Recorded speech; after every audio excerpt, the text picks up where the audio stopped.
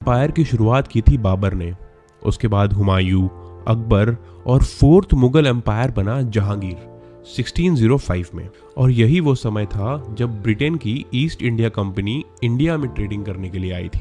Britain का ambassador Thomas Roe काफ़ी समय तक जहांगीर के रॉयल कोर्ट में रहा और उसने उसका ट्रस्ट जीत लिया। उसने जहांगीर को अलग अलग तरह से ब्राइब करने की कोशिश की और वो जहांगीर का खास आदमी बन गया। और इसी तरह ईस्ट इंडिया कंपनी को इंडिया में ट्रेड करने की परमिशन मिल गई। ये एक बहुत बड़ा हर्डल था जो ईस्ट इंडिया कंपनी ने क्लियर कर लिया था 1618 में। और इसके बाद 1647 तक ईस्ट इंडिया कंपनी ने 23 फैक्ट्री इंडिया में खड़ी कर दी। और जहांगीर की मृत्यु के बाद 1628 में शाहजहां और 1658 में औरंगजेब मुगल एम्परर बने। औरंगजेब के टाइम पे फ्रांस की फ्रेंच ईस्ट इंडिया कंपनी भी इंडिया में आ गई 1664 में। और साल 1700 में बंगाल से रिलेटेड एक बहुत ही इंपॉर्टेंट डेवलपमेंट हुई। औरंगजेब ने मुर्शीद कुली खान को बंगाल का दीवान बना दिया। उस वक्त का बंगाल एक बहुत बड़ा प्रदेश था। आज का बिहार, वेस्ट बंगाल, ओडिशा और बांग्लादेश अगर सबको मिला दिया जाए तो 1700 का बंगाल बनता था। और उस वक्त बंगाल की कैपिटल थी ढाका। और फिर मुर्शीद अली खान ने 1704 में बंगाल की कैपिटल ढाका से मुर्शिदाबाद में शिफ्ट कर दी। औरंगजेब ने 1707 तक राज किया। उसके बाद दो छोटे किंग्स और आए, बहादुर शाह फर्स्ट और जहांदार शाह। और फिर 1713 में आया फारूक सियार जो था 9th मुगल एम्परर। फारूक सियार ने 1717 में ब्रिटिश ईस्ट इंडिया कंपनी के सारे टैक्स माफ कर दिए और साथ ही मुर्शीद कुली खान को बंगाल का पहला नवाब बना दिया। मुर्शीद कुली खान बंगाल से मिलने वाले रेवेन्यू को मुगल एम्पायर के साथ शेयर करता रहता था। मगर 1719 में फारूक सियार के बाद मुगल एम्पायर का बंगाल पर से होल्ड बिल्कुल ही खत्म हो गया और बंगाल एक इंडिपेंडेंट स्टेट बनता जा रहा था। और 1727 में मुर्शीद कुली खान ने अपने दामाद शुजाउद्दीन मोहम्मद खान को बंगाल का नवाब बना दिया। शुजाउद्दीन का एक वफादार सिपाही था और उसका नाम था अलीवर्दी खान। अलीवर्दी खान की काबिलियत देखते हुए उसे बहुत जल्दी ही आर्मी का जनरल बना दिया गया। और उसके कुछ साल बाद 1733 में अलीवर्दी खान को बंगाल का डेप्यूटी सूबेदार भी बना दिया गया। बट 1739 में शुजाउद्दीन के बाद सरफराज खान बने बंगाल के नवाब। अलीवर्दी खान ये सब देख के जेलस हो गया। वो बस एक डेप्यूटी सूबेदार बनकर नहीं रहना चाहता था, उसे और कोई अच्छी उपाधि या पद चाहिए था।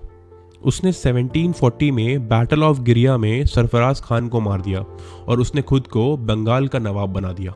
अलीवर्दी खान 1756 तक बंगाल का नवाब रहा। उसकी डेथ 1756 में हुई और उसकी डेथ के बाद उसका ग्रैंडसन जिसका नाम था सिराजुद्दीन उद्दौला, वो 23 इयर्स की उम्र में बंगाल का नवाब बना। सिराजुद्दौला ने ये चीज़ नोटिस करी कि बंगाल में ब्रिटिशर्स अपने किले वगैरह बनवा रहे हैं बड़े बड़े।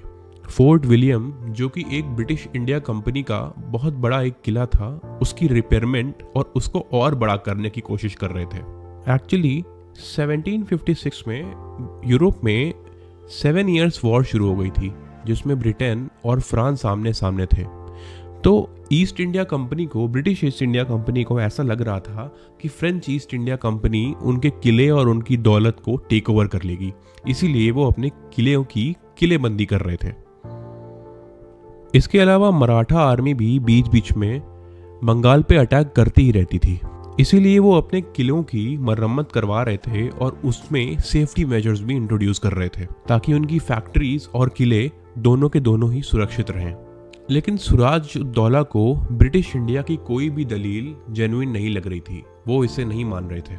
वो क्लियर थे कि बंगाल के ज़मीन पर अंग्रेज कोई भी किला नहीं बनवा सकते, वो व्यापारी हैं, व्यापार करें, राजा बनने की कोशिश ना करें। और इसके अलावा ब्रिटिशर्स और फ्रेंच दोनों ही इंडिया में दबा के पैसे छाप रहे थे और उसका कोई भी टैक्स बंगाल को नहीं मिल रहा था। उसका मानना था कि 1717 में जब फारूक सियार ने टैक्स पर छूट दे दी थी तब से ज़माना बदल गया है और बंगाल का इसमें काफ़ी नुकसान हो रहा था, क्योंकि बंगाल अब मुगल के अधीन नहीं था, अब बंगाल में नवाबों का रूल चलना चाहिए था। सिराजुद्दीन दौला चाहता था कि ब्रिटिशर्स और फ्रेंच बंगाल को टैक्स दें किसी भी कीमत पर, और इसीलिए उसने एक्शन लिया।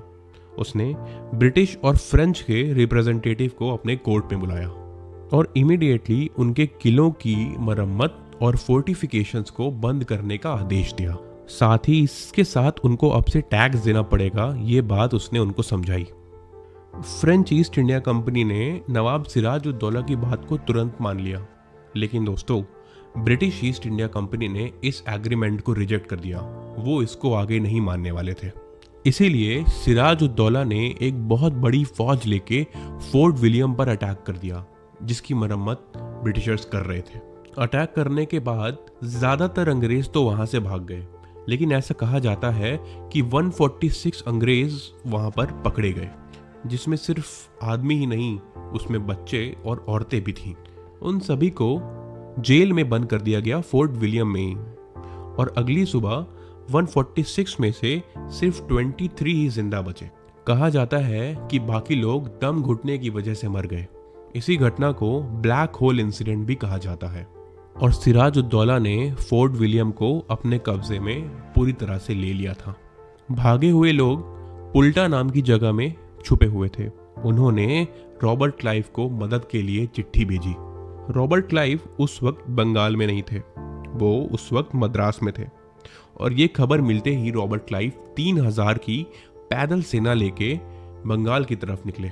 और ब्रिटिश ईस्ट इंडिया कंपनी ने अपने 3 पानी के जहाज़ों से बंगाल के पोर्ट पर बॉम्बार्डमेंट भी शुरू कर दी।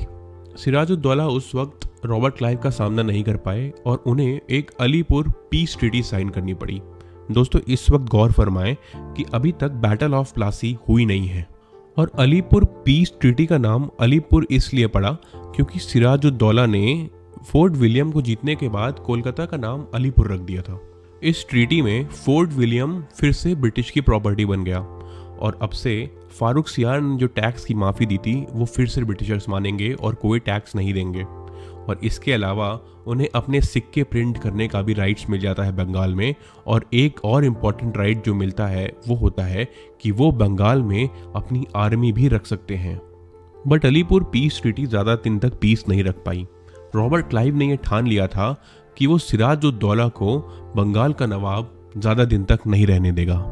मीर जफार जो सिराजुद्दौला का कमांडर इन चीफ था, उसको रॉबर्ट क्लाइव ने बुलाया और उसको उसने लालच देके अपनी साइड कर लिया। और उसने उससे ये बोला कि सिराजुद्दौला के हारने के बाद वो ही बंगाल का नवाब बनेगा। उसके बाद रॉबर्ट क्लाइव ने फ्रेंच ईस्ट इंडिया कंपनी के चंद्रनगर की फैक्ट्री पर अटैक कर दिया। सिराजुद्दौला को लगा कि ब्रिटिशर्स अपनी लिमिट अब क्रॉस कर रहे हैं, तो उसने ब्रिटिशर्स पे अटैक करने का सोच लिया। और यहीं से शुरुआत होती है बैटल ऑफ प्लासी की। 23 जून 1757 में भागीरथी नदी के पास एक जगह प्लासी में इस जंग को लड़ा गया। सिराजुद्दौला के पास 50,000 से भी ज्यादा सिपाही थे और रॉबर्ट क्लाइव के पास सिर्फ 3,000। फिर भी ब्रिटिश डर नहीं रहे थे, क्योंकि उनके पास एक ऐसा वेपन था जो तलवार से भी ज्यादा खतरनाक था। वो था मीर जफार। बैटल शुरू हुई, सिराज की आर्मी आगे बढ़ी, लेकिन मीर जफार और उसकी 20,000 की सेना चुपचाप वहीं खड़ी रही। तभी एक तेज बारिश आई, उसने नवाब सिराजुद्दौला से गन पाउडर को भिगा दिया। ब्रिटिशर्स ने इसका फायदा उठाया, डिसिप्लिन और मॉडर्न कैनन के साथ उन्होंने वार किया। सिराजुद्दौला ने देखा हर तरफ से उसका साथ छोड़ा जा रहा है। वो बैटल फील्ड से निकल गया, लेकिन कब तक? कुछ दिनों बाद उसे मीर जफार के आदमियों ने पकड़ लिया और उसे मार दिया। प्लासी जीतने के बाद रॉबर्ट क्लाइव बंगाल के खजाने में घुस गया। 17 करोड़ रुपए के सोने चांदी के साथ क्लाइव ने यह लिखा कि यह उसकी जिंदगी की सबसे बड़ी जीत थी। मीर जफार बना नवाब, लेकिन सिर्फ नाम का। सारी डिसीजन मेकिंग रॉबर्ट क्लाइव करता था। पूरे बंगाल को लूट लिया गया और अगले 100 साल भारत एक एक करके अंग्रेजों के कब्जे में चला गया। प्लासी ने सिर्फ बंगाल नहीं, भारत का भविष्य बदल दिया। ये एक बैटल नहीं, एक टर्निंग पॉइंट था जहां से स्लेवरी शुरू हुई। बैटल ऑफ प्लासी के बाद ईस्ट इंडिया कंपनी, जो सिर्फ एक ट्रेडिंग कंपनी बन के आई थी, उसको एक पॉलिटिकल पावर दे दी थी। हिस्टोरियंस इस इवेंट को ब्रिटिश ईस्ट इंडिया कंपनी के इंपीरियलिज्म की शुरुआत की तरह देखते हैं। दोस्तों, अगर भारत की हिस्ट्री समझनी है तो प्लासी को कभी नहीं भूलना चाहिए। ये सबक है कि हम अंदर से डिवाइडेड होते हैं तभी बाहर से कोई हमें जीत सकता है। तो दोस्तों, ये थी कहानी बैटल ऑफ प्लासी की। अगर आपने आज कुछ नया सीखा है तो हमारे चैनल के साथ जुड़ें, इस चैनल को सब्सक्राइब करिए, इस वीडियो को लाइक करिए और इसे दूसरे लोगों तक पहुंचाइए। धन्यवाद और जय हिंद।